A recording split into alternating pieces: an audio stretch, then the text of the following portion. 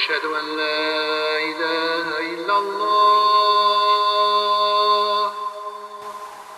أشهد أن لا Through the cool air in the quiet town of Sherburne, Massachusetts, USA, a call to prayer in the tradition of Islam is heard coming from a place known as the Peace Abbey.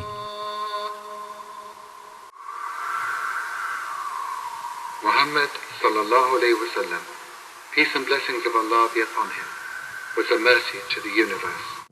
5 times a day, the Adhan is broadcast out of the Peace Abbey into the community of Sherburne. The voice is the voice of Yusuf Islam, formerly Cat Stevens. And, of course, this is a Christian community, and we encourage members of the town of Sherburne to take a moment and reflect on their lives, to count their blessings, and to allow this call to prayer to provide them with 2 minutes 5 times a day to stop what they're doing and just take stock of their lives and feel blessed. So that's one of the many contributions that we make here in the town of Sherburne as we reach out to all the faith traditions. The Peace Abbey Multi-Faith Retreat Center was founded in 1988 by Mr. Louis Ronda, a vegan Quaker, educator, and social change activist. At the age of 24, he founded the Life Experience School, an alternative high school for students with disabilities. In 1986, Mr. Ronda attended the International Day of Prayer for World Peace in Assisi, Italy. It was the first time that leaders of 12 world religions united to pray for peace on earth. Inspired by this historic event, the Peace Abbey was founded, and its community of peacemakers has been encouraging and teaching about interfaith harmony as well as nonviolent, constructive means of social action. Let us pray for peace. May all beings everywhere, plagued with sufferings of body and mind, quickly be freed from their illnesses.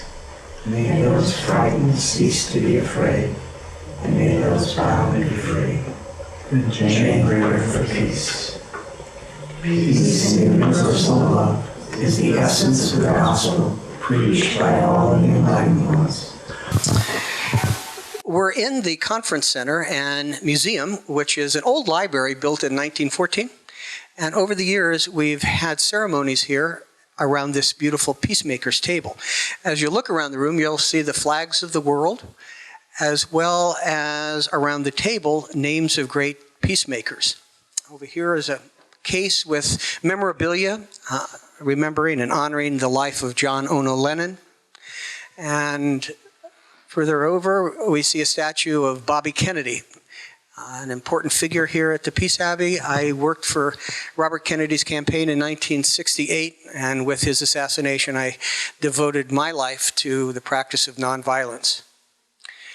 And as we walk around the building, you're going to see statues of Dr. King and Samantha Smith, who was a little girl who wrote that important statement from a child to former President Andropov of the former Soviet Union. And the world changed. Seek prayer for peace. God judges us according to our deeds, not the code that we wear. We have a Quaker meditation meeting on Sunday where we recite the prayers of peace of the 12 faith traditions. And people find in this building an opportunity to reflect on the journey of peacemakers that they may have read about, studied. Mother Teresa sat here in 1988. We've had the privilege of having Howard Zinn, who has passed away recently, was a dear friend of the Abbey's, Maya Angelou, Father Daniel Berrigan, and so many others. One of the ways that the Peace Abbey has raised awareness about great peace advocates and their work is through the Courage of Conscience Award. Distinguished recipients include India's celebrated nonviolent independence leader, Mahatma Gandhi, former boxing champion, Muhammad Ali, and last Soviet Union President, Mikhail Gorbachev. Many honorees were or are vegans or vegetarians, such as the late patriarch of Cambodian Buddhism, Venerable Maha Ghosananda, former U.S. rancher turned vegan animal rights activist Howard Lyman, and U.S. Jesuit priest, author, and vegetarian father John Deere. Visitors often come regularly to the Peace Abbey discovering one by one the heroes of peace. What's special about Peace Abbey that keeps you coming back? I think it's how real it is, in that it's hard to find places where everybody is honestly looking for the same thing, and that is in terms of not thinking of the self, but thinking of others. And it's unusual, I think, to find a place like this, and it's the honesty of the Peace Abbey that keeps me coming back. There are many places to explore at the Peace Abbey, such as the Multi-Faith Chapel, Pacifist Living History Museum, Pacifist Memorial, the Conscientious Objectors Hill of Remembrance, Sacred Cow Animal Rights Memorial, and the Vegan Peace Animal Sanctuary. When we return, we'll find out more about the Peace Abbey's remarkable efforts to promote cruelty-free living. Please stay tuned to Supreme Master Television. Clearly, being pacifist without being a vegetarian is really missing out on the opportunity 3 times a day to practice what we preach. So as an anti-war activist, as a pacifist, and as a vegan, I can say that there's nothing more important than taking the animals into consideration as we practice our philosophy of peace and justice and nonviolence.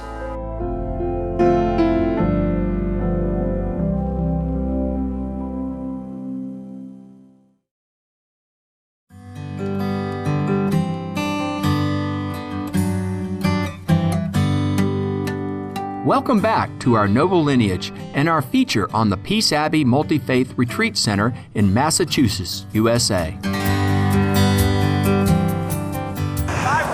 I think this gentleman right here, Gandhi, is a supreme example of somebody whose life is built on spiritual foundation, and yet he embodies that spiritual action in work in the world to make the world a peaceful, better place. His notion of satyagraha, the force of truth, that truth itself is so powerful that it can change the world, and that's his message. Mr. Dan Dick is one of the peace chaplains of the Abbey. Like Gandhi in his time, Dan Dick leads a compassionate, plant-based lifestyle.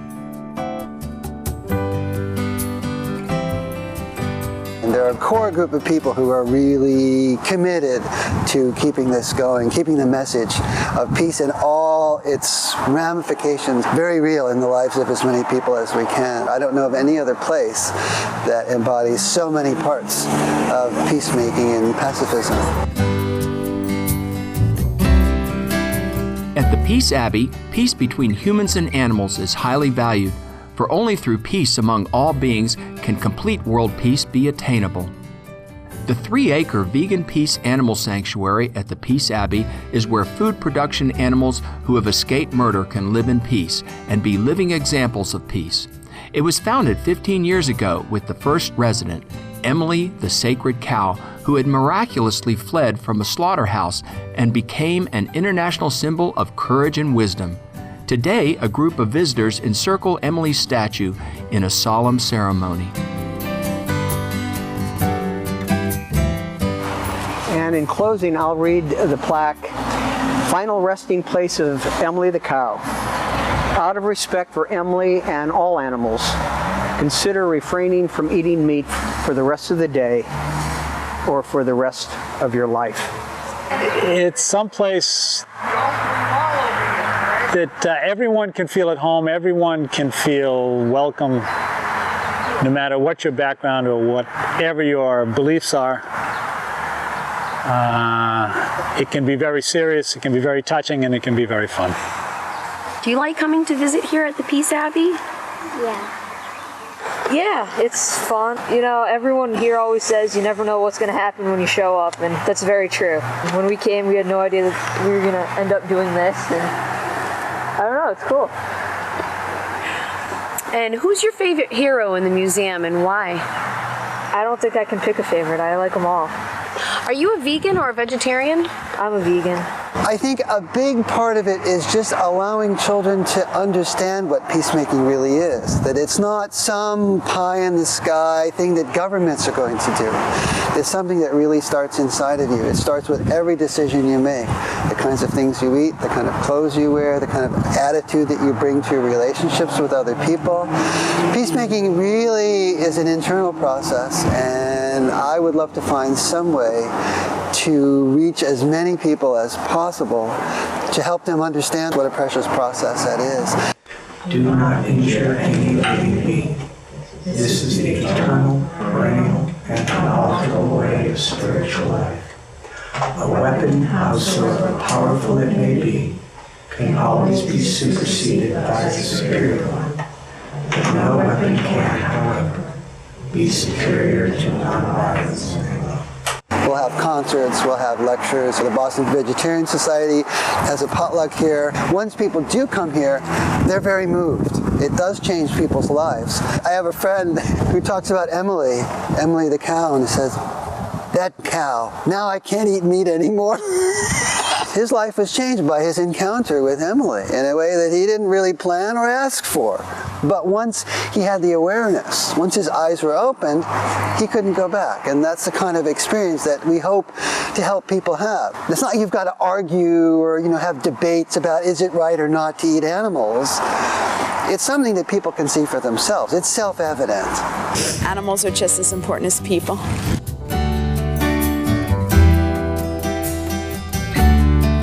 Through the unique and tangible representations of nonviolence found in every corner, the Peace Abbey gives hope to people that rekindling peace is possible, especially within.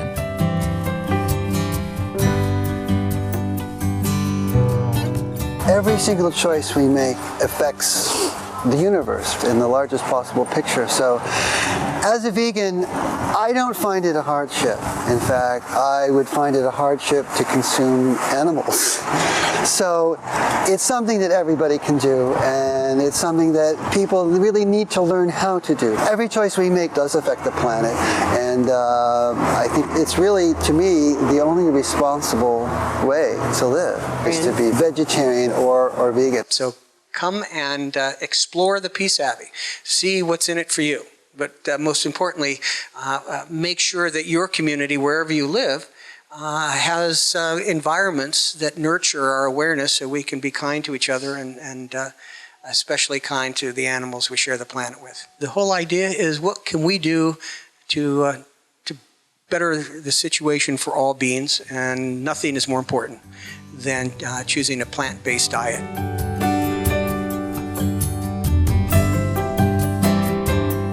We appreciate the Peace Abbey and all dedicated peacemakers involved for offering an oasis of nonviolence for both humans and animals and encouraging people to embrace their inner peace and compassion.